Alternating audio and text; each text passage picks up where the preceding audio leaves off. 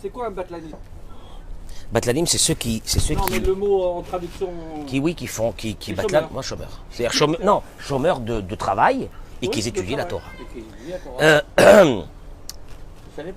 On attend que des personnes, nos amis se connectent. Baruch atah Adonai Eloheinu melech haolam she'akol nהיה bidvaro.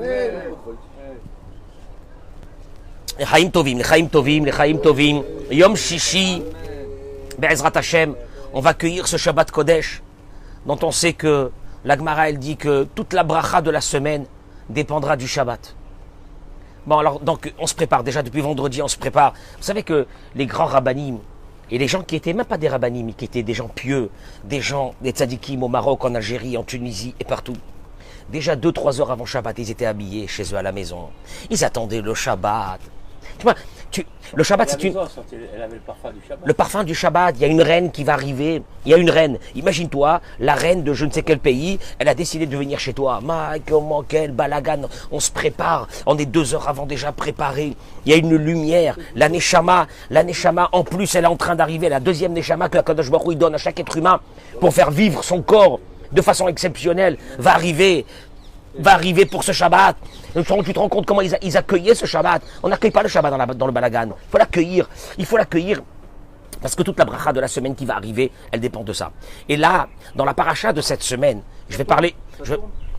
Oui, ça y est. Dans la paracha, bonjour, mesdames, messieurs, Todaraba, que vous êtes avec nous, connectés avec nous, avec nos amis de Dora, Géoula, Natania.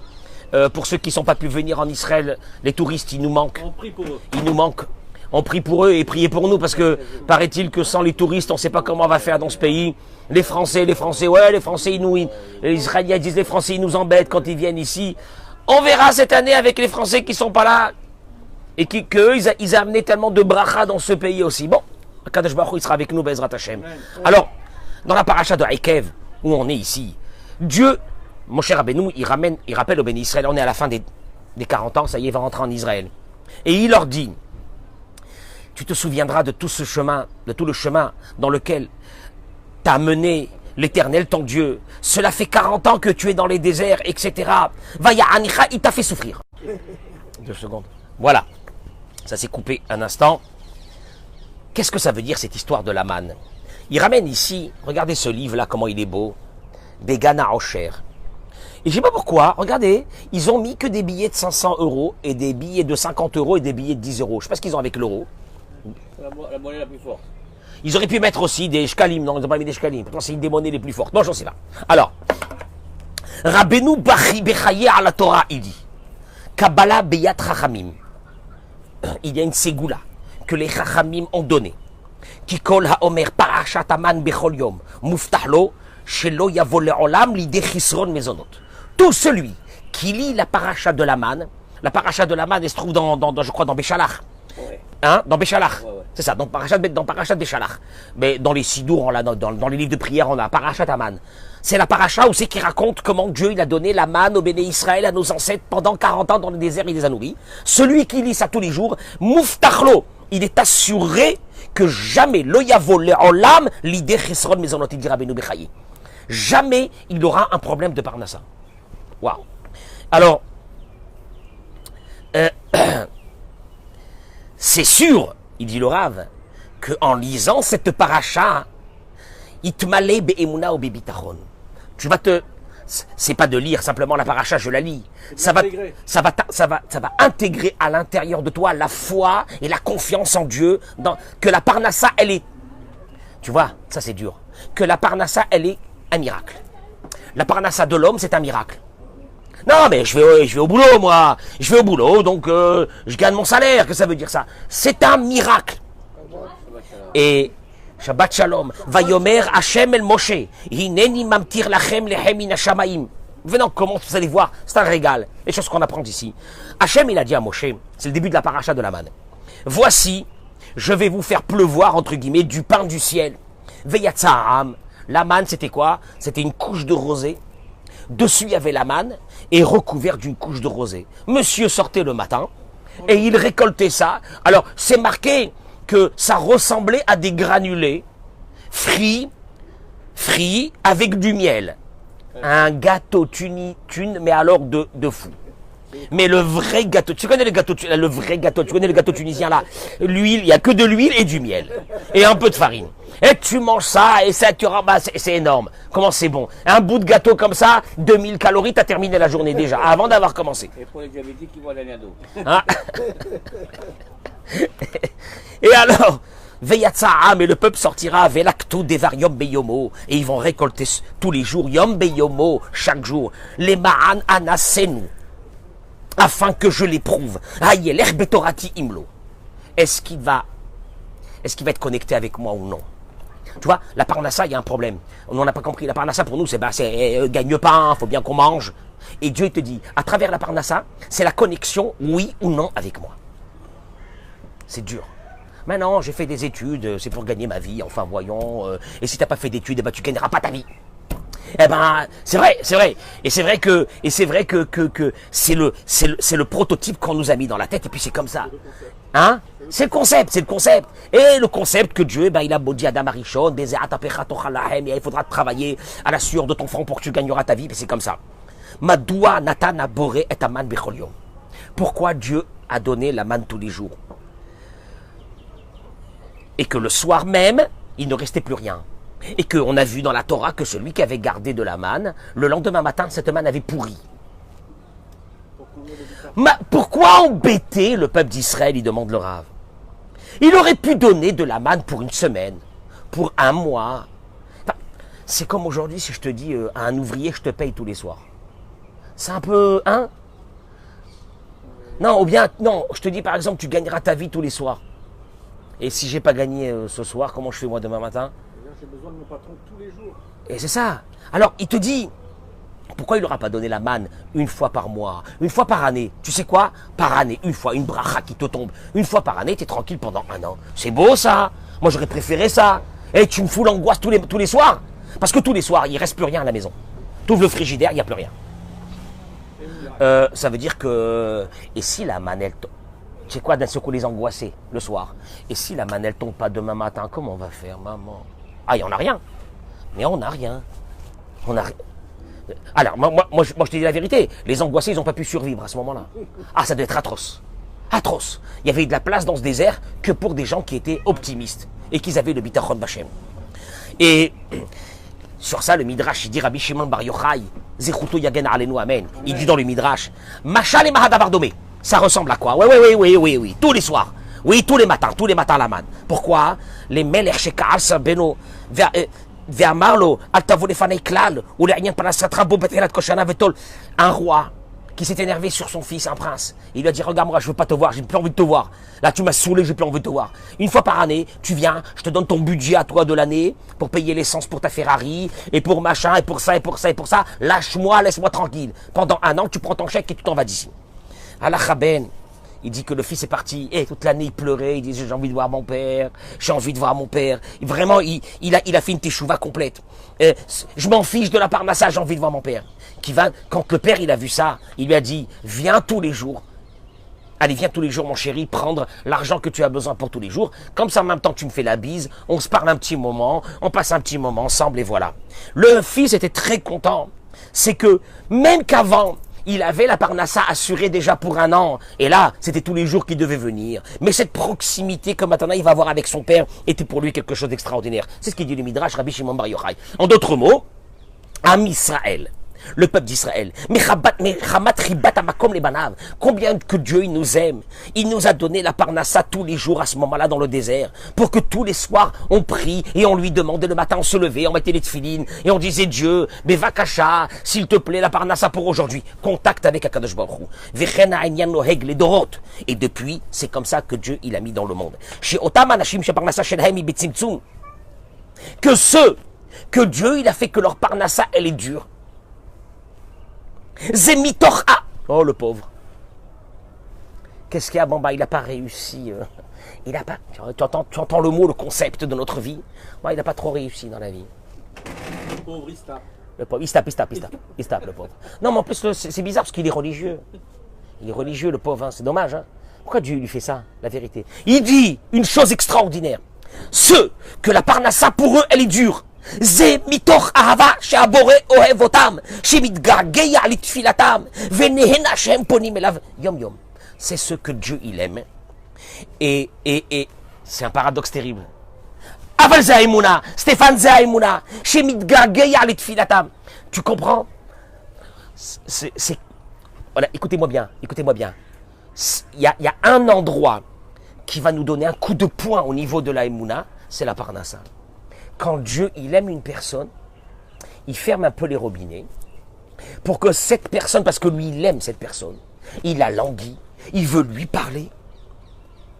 Alcool, alors, et c'est ça ce qu'Akadosh Baruch Hu, il avait besoin de l'homme. La preuve, le plus grand moment d'amour a été quand? Dans le désert. Comment c'était? Tous les soirs, il fallait que tu pries. Pour que demain matin, Be'ezrat Hashem, il y a la manne. C'est le plus grand moment d'amour. Et Dieu, il te dit, à travers la Parnassa, encore une fois, Stéphane, c'est pas Chas Veshalom maintenant qu'on parle d'un type qui n'a pas de quoi manger pour le lendemain matin. Mais quand c'est dur dans la Parnassa, dis-toi, quand c'est dur dans la Parnassa, dis-toi une chose. Il se languit de toi. Et il sait qu'à travers la Parnassa, Chas Veshalom, il ne veut pas toucher ton corps. Il veut pas toucher ton corps. Mais il sait qu'à travers la Parnassa, tu vas tout de suite réagir. À moins de le remercier même quand tout va bien. Oh, alors attends une seconde. Une seconde. Et une seconde. Tu vas voir Eric, c'est extraordinaire, mais c'est ça. Et Veyatsa Aham Velaktu. La suite du verset. Donc le peuple sortait, on avait dit, et il récoltait. La Gemara dans Masechet Yoma est dit. C'est bizarre parce qu'il y a un verset qui dit que la manne yarad ala mahane. Que la manne est tombée dans le camp. Comment c'est marqué? Ou beredet atal ala mahane. Que la manne est tombée dans le camp. Voilà un verset qui te dit comment ça s'est passé. Et dans un autre verset, dans Bamidbar, il est écrit que Veyatsa Aham Velaktu, que le peuple sortait. Alors c'est dedans. Mais non, il sortait, ça veut dire qu'il sortait du camp pour aller récolter la manne. Dis-moi, attends, il y a un problème.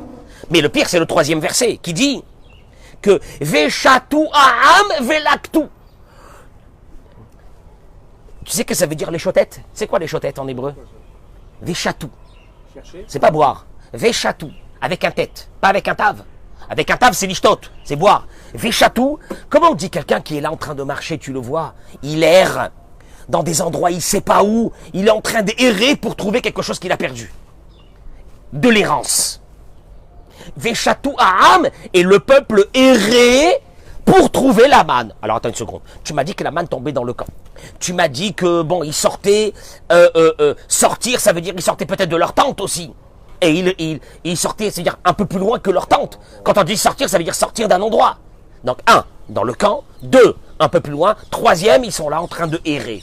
Alors décide-toi, comment ils ramassaient la manne, nos ancêtres? Elle était à côté, elle n'était pas à côté. Qu'est-ce qui se passait? Hein? La Gemara dit, les tzadikim, yored lahem al batehem. Celui qui était proche de Dieu, la manne lui tombait en bas de chez lui. Les bénonymes, ceux qui étaient comme ça, un peu comme nous, il fallait quand même sortir du camp pour aller ramasser la manne. Et les Rechaïm, à Dieu ne plaît, c'est pas nous. Les trois harbi almenat, alors là, eux, ils ramassaient un peu là. Ils devaient aller de l'autre côté, à 2 kilomètres, ramasser encore un petit peu, ramasser un peu. Le type, il arrivait chez lui, il était comme ça, énervé, avec sa manne. Et les lametra, chez Torah Parnassa ou les filles Maaseha Adam. Pour te dire que la Parnassa, écoute-moi bien, il y a une chose, il te dit Dieu, je vais te chauffer. Mais je vais te chauffer, c'est la Parnassa.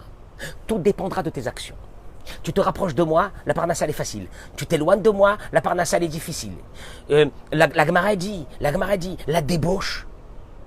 Quelqu'un qui commence à regarder des femmes, commence à aller à la plage, il commence à. La Gemara dit première des choses. Mes premiers signes, perte d'argent. Oh purée. Ah, qu'est-ce que j'ai fait au bon Dieu? Perte d'argent. Les impôts, les machins, un rappel, un PV, un ci, un là, un client que depuis des années je travaille avec lui, même matin, chaîne 9, il est parti. Ah mince, qu'est-ce qui se passe? Et là, regarde, la manne a été le prototype de notre Parnassa jusqu'à la fin des temps. Voilà comment ça va se passer. Tu te rapproches de moi, ça va être facile. Tu t'éloignes de moi, ça va être... Mais je comprends pas, j'ai le même concept. Tu as le même concept avant que maintenant. Avant c'était facile, maintenant c'est difficile. Lama, c'est pas la crise.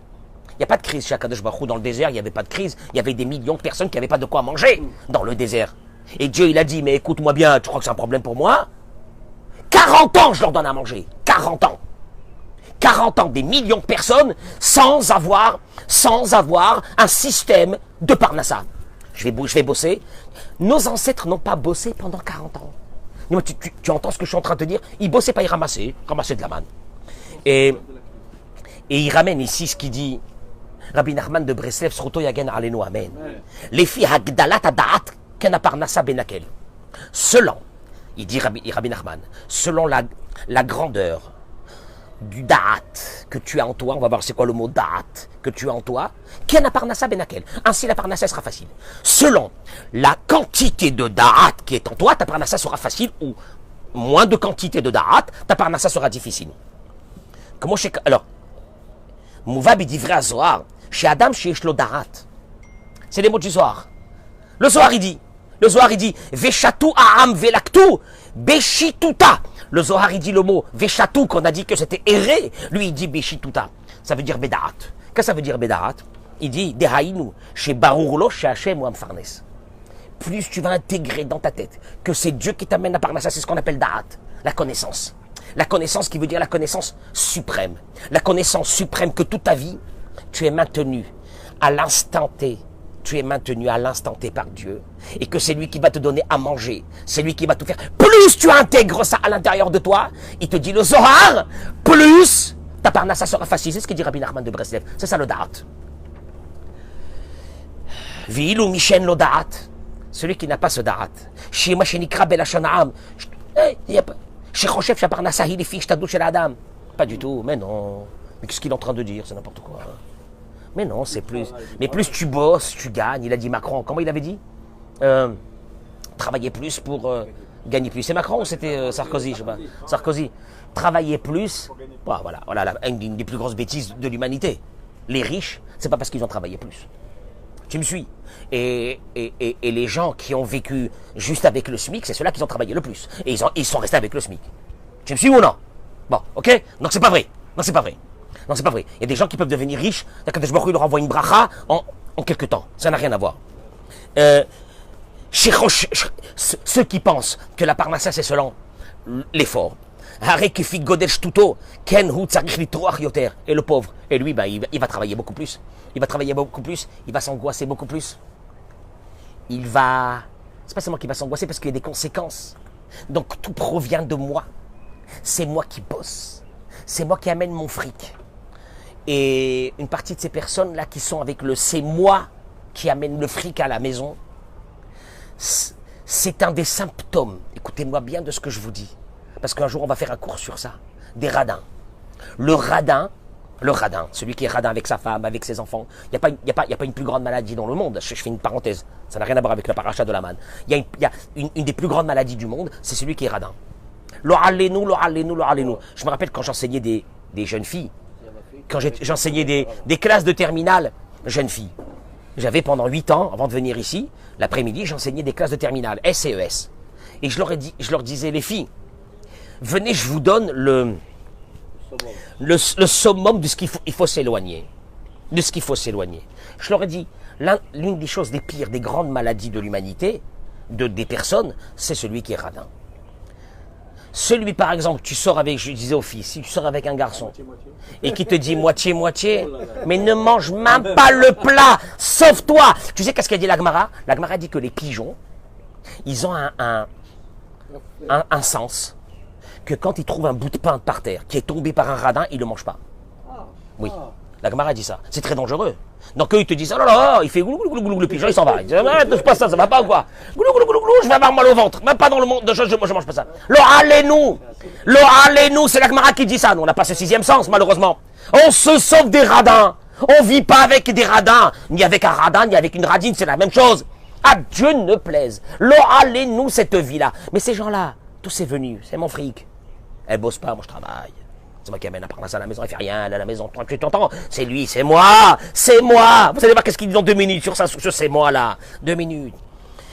Aïe. Amar Rabbi Elazar, il dit Rabbi Elazar, Kol mi sheyesh lo mayo. La Gemara, Kol mi sheyesh lo ma yochal hayom. Tout celui qui a de quoi manger aujourd'hui, Shimon, et qui dit, ma ochal emacha. On va faire demain, hein? Il paraît que, hein? Tu as entendu, là? Il paraît que, hein? Les angoisses. Hein? Non, et puis si tu lui dis, mais non, tout va bien, il te dit, mais arrête. Non, laisse-le dans son angoisse, il veut rester dans son angoisse. T'as entendu que, je sais pas, hein? Mois de septembre, ça va, oh là là, ça va être chaud, mois de septembre. Et là, tout celui qui a de quoi manger aujourd'hui, et qui dit, ma'ochale mahar, areze mechusar amana. Rabbi Lazar, dans la Gemara, il dit, cet homme-là n'a pas de foi. Allez, va de côté. T'as pas la foi. Ok, tu vas faire ta vie. T'as pas le Dieu avec toi. Tu n'as pas la foi avec toi. Charé, basé, Nissar Boret, Am Israël, Shenatan lo lechem liyom echad bilvad, lirot imitechubo. Car justement, ça a été ça le projet divin. De donner à manger à l'être humain, à des millions de personnes pendant 40 ans, de quoi manger pour une journée. Dieu, pourquoi tu nous fais ça, Dieu? C'est pas que mon cœur, j'ai des palpitations là. Et demain, Hachem, qu'est-ce qu'on va faire? Et quand je vous dis, écoute-moi bien. À travers la Parnassa, tout le Bitachon Bachem, il va venir. Ne me dis pas, Bezrat Hachem, tels les gens là. La grâce de Dieu, merci mon Dieu. Maman, quand tu es un petit, une inquiétude sur la Parnassa, il n'y a plus Dieu. Il n'y a plus personne. Il y a Dieu pour tout. Il y a Dieu partout. Il y a Dieu pour toutes choses. Mais pour la Parnassa, il n'y a pas. C'est très dur. Mais il te dit, Dieu, à travers la paracha de la manne, il te dit, écoute-moi bien, jusqu'à aujourd'hui, je ne suis pas fatigué, je n'ai pas vieilli. Dieu te dit, je n'ai pas vieilli. De la même façon que j'ai donné à tes arrière-grands-parents pour manger une journée. Et le type, il était peinard. Maintenant que tu viens chez lui, là, tu lui dis, monsieur, comment ça va, la crise, la situation? Il te dit, Dieu bénisse. On est en train de terminer le dernier repas, là, c'est ce soir. Et puis, et pour demain, à la grâce, comment la grâce de Dieu, il est fou? C'est-à-dire la grâce de Dieu. Et en plus, il sourit. Il sait pas ce qu'il va manger demain, il dit la grâce de Dieu. Connexion directe avec Akadosh Baruch Hu. Ezikoar. Aïe, aïe, aïe, mouvan midvarav. Shirak mi sheboteach bashem, shiparnesenu, ve'eno doeg miyom echad lahavero, raku yachol alechet bederach Torah. Il te dit, écoute-moi bien, celui qui veut être connecté avec Dieu, ça passera par la Parnassa. Ah non, tout n'est pas la Parnassa. Tout n'est pas la Parnassa, tu ne seras jamais connecté avec Dieu. T'as des jeunes couples. Non, on ne veut pas se marier. Non, parce que d'abord, il faut qu'on ait une situation. Tu sais qu'est-ce qui parle de ça? Attends, on va arriver à ça. Attends, tu vas voir ce qui parle de ça. C'est très grave. Alors, je veux pas avoir un enfant. Oh, attends, Imam Medaber, sur chaque chose de ça, c'est une catastrophe. Notre vie, elle est... J'ai pas dit qu'il faut travailler, il faut faire des études, bien sûr. Il faut faire la ishtadlout qu'on doit faire. Mais tu peux pas vivre dans une situation que la parnassa, c'est toi. Tu dois faire, moi, mon petit coup de pouce. Et après le reste, je suis conscient que c'est lui. Ah, j'ai fait mon coup de pouce, ça n'a pas marché. Oh là là, donc c'est foutu, ma vie elle est foutue. Pas du tout. Tu as fait ton coup de pouce, laisse-le. Il veut pas, il le sait pourquoi. Mais ne t'inquiète pas, ton manger il est là. Le Matzot. Alors il ramène ici, juste termine par une chose.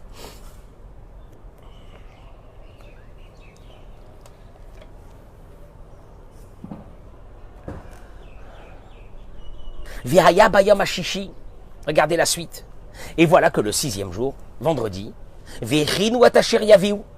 Ils ont donc ramassé. Vihaya mishne. C'est quoi mishne? Mishne shnaim, le double. Mishne, le double. Al asher ilketu yom yom.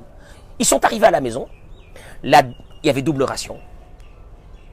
Sans le savoir, il y a eu double ration. Extraordinaire. Pour Shabbat Kodesh. Vihaya mishne. Mais lui, il dit que le langage de Mishneh qui veut dire doubler, parce que la Torah elle aurait pu dire Ayashnaim. Mais c'est quoi Mishneh? Il te dit ça vient du mot Meshouné. Meshouné qui veut dire quelque chose d'étrange, de bizarre. Pour te dire, Shehaya Haman Nishtana Beyom Shabbat, que la manne elle changeait. Meshouné ça veut dire changer. La manne changeait le jour du Shabbat. Qu'est-ce que ça veut dire? Que dans la semaine on avait donc une mesure, et Shabbat on avait le 2.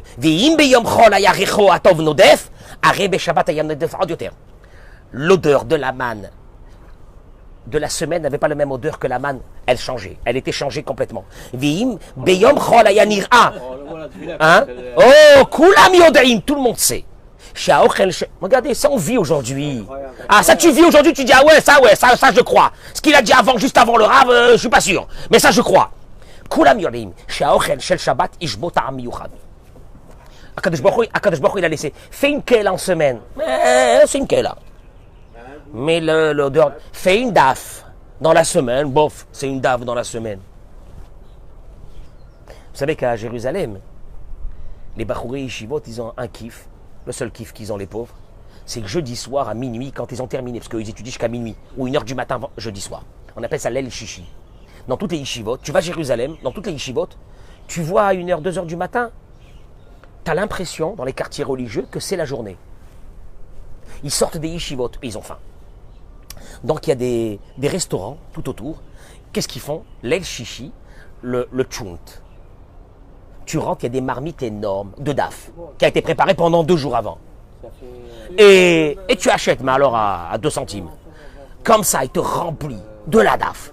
Ah, il est 2h du matin, tu as faim, c'est des Bachouri Yeshivot, ils sont jeunes. Et ils te mangent cette daf. Mon fils, il m'a dit, papa, viens un jour. Je me suis retrouvé à manger de la daf à 1h30 du matin. C'est très étrange. Mais combien? Elle est très bonne. Il y avait 200 Bachouri Yeshivot en train de discuter. 2h du matin, j'avais l'impression que c'était la mi-journée. Faut qu'un jour on y va, David. Mais c'est du jet set. Tu viens avec moi, tu vas voir qu'est-ce que c'est manger de la daf à 2... Mais encore, cette daf, elle n'a pas le même goût que la daf de Shabbat. Alors tu vois bien, parce qu'il y a une épice en plus. Vous la connaissez? Shabbat. La Gemara dit, Amar le Kessar les Rabbi Yoshua ben Hanania. César, un jour, il a demandé à Rabbi Yoshua ben Hanania, au temps des Romains. Mipnema tafshil shel Shabbat reho nodef. Pourquoi le Shabbat, il a une odeur, le manger du Shabbat, il a une odeur de folie? Amarlo lui a dit, Tavlin echad yesh lanu. On a une épice en plus qu'on rajoute Shabbat. Tu la connais cette épice, Shimon? Si on la connaît, cette épice, il faudrait la mettre dans tous les manger. C'est quoi? Ve Shabbat Shemo. Cette épice, elle s'appelle Shabbat. Sha'anu metilim letocho. On la jette à l'intérieur, et là, il y a une odeur de folie. Amarlo, il lui a dit, je t'en prie, donne-moi un peu de... Quand je rentre chez vous, le Shabbat, il a dit, César, il rentrait chez les Juifs. Il a dit, c'est quoi cette odeur de Shabbat? Je deviens ouf. Qu'est-ce qui se passe? Il va dire, c'est une épice, mais alors, non, c'est que les feuilles qui l'ont, elle est gardée, dans un coin, on ouvre, il y a un pot, on prend. Il lui a dit, comment ça s'appelle, cette épice? Il a cru qu'il a dû du paprika, du machin. Il lui a dit, elle s'appelle Shabbat. Il lui a dit, je t'en prie, refile-moi un petit sac comme ça en douce, un petit sac. Ouais, moi, j'ai ça aussi. Amarlo lui a dit, Kola meshamer et Shabbat mo'ilo, vesheno meshamer et Shabbat no mo'ilo. Cette odeur, elle est dans les maisons où on garde le Shabbat. L'épice, elle s'appelle Shabbat. Tu gardes Shabbat, il y a une épice que tu la vois pas, elle rentre à l'intérieur de la bouffe. D'où depuis quand? Depuis quand? Dans la manne, c'est pas seulement qu'il y avait double ration, mais elle était michounée, elle changeait. Elle changeait. Au Maasé, je termine avec ça, chez Ouva, parce qu'il y a, non, j'ai même pas commencé encore, mais c'est pas grave, on le fera en plusieurs parties. Le Ben Ishraï, Zechoto Yagen Alenu Amen, le Ben Ishraï, un juif, il est venu, il lui a dit, j'en ai marre d'être juif, j'en ai marre, je vais décider de me convertir au christianisme. Voilà, chez eux, c'est une fois par semaine, le dimanche. Chez vous, c'est tous les matins, l'après-midi, le soir. Vous nous avez pris la tête avec la Torah. J'en ai marre, ne fais pas ça, ne fais pas ça. C'est les rabbins qui nous ont rajouté... C'est les rabbins qui... Celui qui a jamais étudié la Torah, il dit c'est les rabbins qui ont rajouté des lois. Parce que lui, il a jamais étudié la Torah, donc il sait même pas qu'en ouvrant un livre de Torah, tout est marqué dans la Torah. C'est les rabbins qui nous ont rajouté. Il est venu chez le Ben Ishraï. Déjà, quand même, c'est sympa. Il est venu voir le Ben Ishraï pour lui dire qu'il a décidé pardon, pas au christianisme, à l'islam.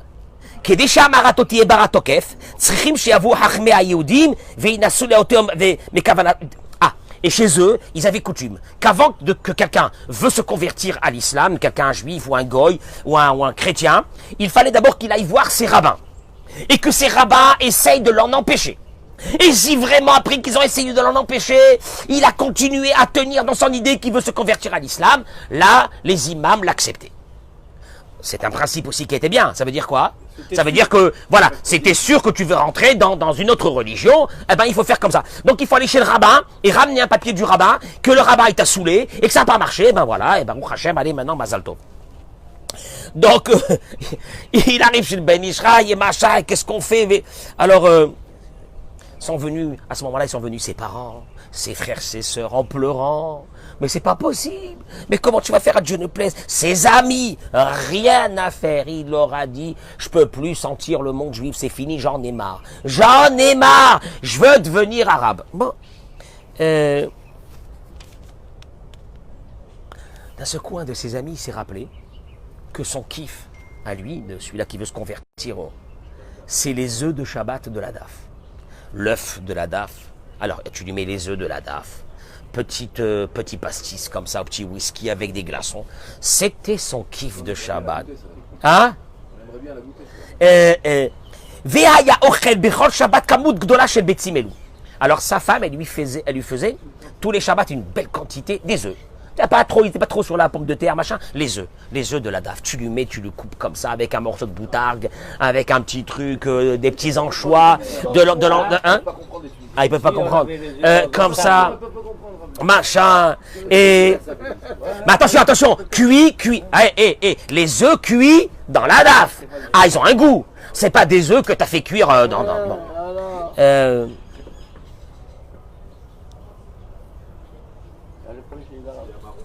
Son ami, il est venu, moment dramatique.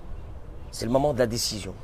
Et son ami lui dit, il s'approche de lui, il dit, ce Shabbat, c'est fini. Il n'y a pas les œufs. Il n'y a pas les œufs. Tu entends? Et lui est en train de lui dire ça, et l'odeur de l'œuf, de la DAF de Shabbat, elle est en train de lui monter à l'intérieur de ça. Il a dit au rabbinim, excusez-moi, non, moi je pourrais pas. Il a dit, attention, si tu fais pas Shabbat, il n'y a pas la même odeur. Donc tu n'auras plus ce kiff, ton kiff à toi. Tu attends toute la semaine ce kiff là du Shabbat. Tu l'auras pas. Allez, vas-y. Allez, vas-y, convertis-toi à l'islam, vas-y. Les œufs, t'es mort. Il n'y a plus les œufs. Lui entend ça, il allait devenir fou. Il a dit au rabbinim, non, excusez-moi, j'ai fait tchouva, je reste juif. L'odeur du manger de Shabbat. J'arrête ici parce que on va continuer la semaine prochaine, c'est énorme. On a ramené énormément de juifs qui s'étaient perdus de l'odeur. Vous comprenez que ce Shabbat nous sauve la vie. Quand tu fais un bon Shabbat, quand maman elle cuisine. Moi je dis aux femmes qui ne cuisinent pas parce qu'elles n'ont pas le temps, ou elles peuvent pas, ou elles ne savent pas cuisiner. Je leur dis à ces femmes, vous ne savez pas ce que vous ratez. Je ne vous mets pas de la pression, mais vous ne savez pas ce que vous ratez dans l'éducation des enfants. Un enfant, nous-mêmes d'ailleurs, les odeurs des mangers de nos mamans, ça nous fait vivre. Les odeurs, mais non, quand je me rappelle des odeurs du manger de ma grand-mère Aléa Shalom. Moi, je te dis la vérité, je ne vais pas retrouver ça. Pour moi, je suis prêt à revenir en arrière dans une machine à remonter le temps pour sentir ces odeurs-là, ces moments-là. Tu comprends? Ils sont morts avec c'est fini, ils sont partis avec leurs secrets. Et quand je vois mes parents jusqu'à 120 ans, ma mère et ma femme, à la maison, le même odeur de ce Shabbat que mes enfants ils sont en train de perpétuer maintenant chez eux dans leur maison. Tu comprends qu'est-ce que c'est ça c'est ça la tradition juive, la vraie tradition juive. Mais attention, il a dit, il y a une épice. Shabbat Kodesh, gardez Shabbat. C'est le début de la paracha de la manne qu'on vient de commencer. Pourquoi je l'ai commencé aujourd'hui? Parce que c'est dans la paracha de cette semaine que Dieu dit au béni Israël, rappelez-vous que moi je vous ai donné la manne pendant 40 ans. Et on va continuer ça la semaine prochaine. Amen. Et mes chers amis, la bracha, la tzlacha, bezrat Hashem, à tous ceux qui sont avec nous, que Dieu les protège. Gardez Shabbat, faites un beau Shabbat. Qui mekor haberacha, car c'est toute la racine, toute la source de la bénédiction. Elle est dans ce Shabbat Kodesh. Pour tout le Ham Israël, Amen, Ken Yiratzon.